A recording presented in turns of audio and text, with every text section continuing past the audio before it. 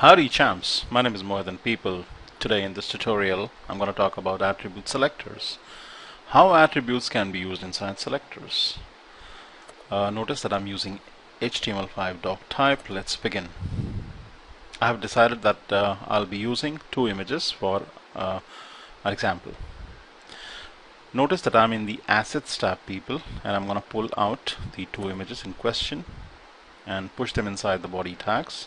Now whatever goes inside the body tags is actually what is visible on the web page, and yep, so let me give it some alternate text, and I'm gonna call it Punjabi Thali because that's exactly what it is.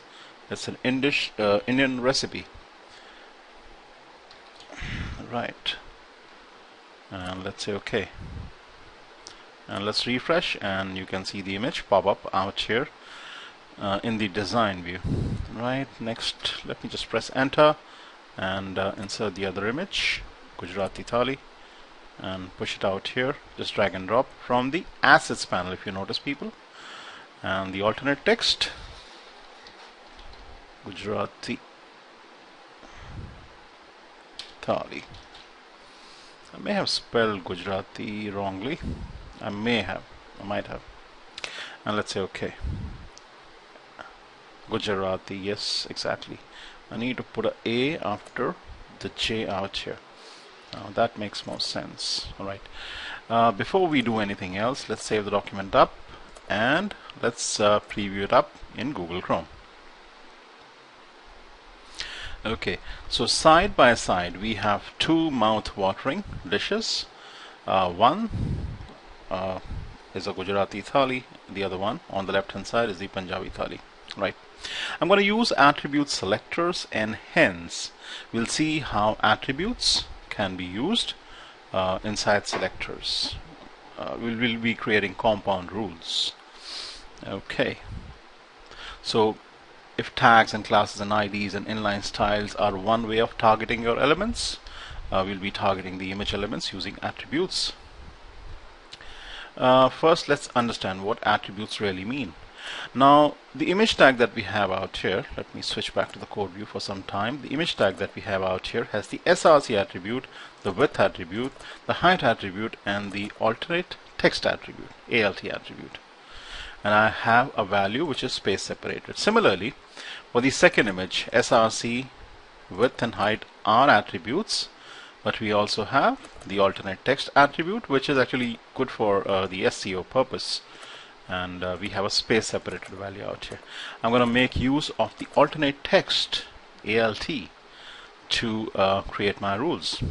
Alright, let me create my first attribute selector. Okay, so I'm looking for all images that actually use the alternate text, and hence I would want to apply some border to that. How do I do it with attribute selectors? It's pretty easy people. I'm going to click on this plus button, and I'm going to say I want to create a compound rule, and I want to target, let's say less specific, all those images which actually include the alt or the alternate text as an attribute. And I'm going to make sure that the rule definition is getting saved itself inside this document only. I'm going to say OK, and let's say I would want to give it a border which is solid but medium, and this color, #333, and let's say OK.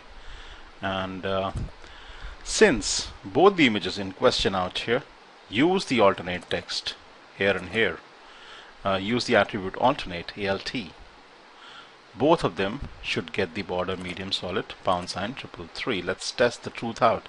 Let's save the document up.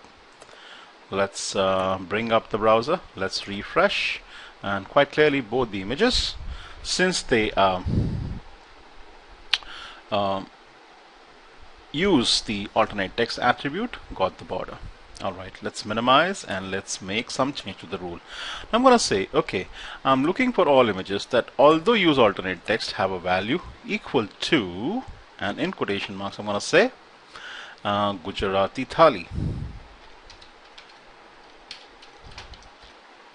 Okay, now this should affect only the image on the right hand side, because quite clearly the one on the left hand side, which is the Punjabi thali, the value for the alternate text does not match, and hence the condition specified out here in the square brackets will not be true. And since it will not be true, the border will not get applied to the image on the left hand side. Let's save the document up, let's test the truth out, and let's refresh, and quite clearly the border has been robbed away, taken away from the thali on the left hand side. Although the taste still remains intact, the image is still as delicious. The image, well, the food. Alright, let's minimize and continue. Alright, let's make some more change to the rule, the attribute selector, and I'm going to insert excuse me people, an asterisk just before the equal to sign, and I'm going to remove the word Gujarati from here. Now the rule says that I'm looking for all images that have the alternate text which contain the word thali. Now I can use the word thali inside quotation marks, just the way I have actually done out here, or without it, because it's a single word. But the moment you use more than one word, you need to encapsulate it inside the opening closing quotation marks, but I'll let the quotation marks be. Alright, now the attribute selector that we have in line number 7, alright, the rule that we have created out here is going to affect both the images, because both the images have the alternate text that actually contain the word, the entry, the symbol asterisk means contain. Yes, both the images contain the word thali here and here too, which means if I save the document up and test the truth out by reloading both the images, acquire the border. Very cool. Alright, now I'm going to make a change out here, and I'm going to say I'm looking for all images that have the alternate text, but the attribute starts with, now to check starts with, we need to use the caret sign that starts with let's say Punjabi. Alright, so quite clearly it's going to affect the left image and not the right image, because only the left image has the alt text that starts with this word. So let's save the document up, bring up the browser, reload to check the truth out, and that's exactly what has happened. Very cool. I'm going to make a change, one more change out here. I'm going to use the $sign now. When you use the $sign, people, you're actually checking if the alternate text actually ends with a specific string. And the string that we are talking about out here, I'm going to say it's thali. Now what do you think will happen? Since both the thalis, so both the images have thali as the ending string in the alternate text, it should affect both the recipes, both the images. So if I refresh, as you can very clearly see, both the images actually acquire the border. Very cool. I'm going to make a change out here. I'm going to use the tilde sign. Now this means as long as one of the space separated values is thali, alright, one of the space separated values in the alternate text is thali. You see, we have used a dash separator out here, but we've used a space separator out here, alright, in the alternate text. So what do you think will happen? Let's check the truth out after saving the changes, and quite clearly it's affected only the second image, or the Gujarati thali, simply because there we've used a space separator and here we've used a dash separator. But if I actually change this to a pipe symbol like so, right, and I make it Punjabi, sorry,